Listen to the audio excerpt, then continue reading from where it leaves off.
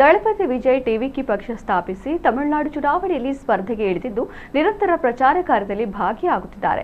ತಮಿಳುನಾಡಿನ ಕನ್ಯಾಕುಮಾರಿಯಲ್ಲಿ ನಡೆದ ಚುನಾವಣಾ ಪ್ರಚಾರದ ವೇಳೆ ವಿಜಯ್ ಸೈಕಲ್ ಮೇಲೆ ಸಾಗುತ್ತಾ ಪ್ರಚಾರ ನಡೆಸುತ್ತಿದ್ದಾಗ ರಸ್ತೆ ಬದಿಯಲ್ಲಿದ್ದ ಅಭಿಮಾನಿಯೊಬ್ಬರು ಎಸೆದ ಹೂವಿನ ಚೆಂಡನ್ನ ಬಾಂಬ್ ಎಂದು ತಪ್ಪಾಗಿ ಭಾವಿಸಿದ ದಳಪತಿ ವಿಜಯ್ ಭಯಭೀತರಾಗಿ ಸೈಕಲ್ನಿಂದ ಇಳಿದು ಅದನ್ನು ತಳ್ಳಿ ಸ್ಥಳದಿಂದ ಓಡಿ ಹೋಗಿದ್ದಾರೆ.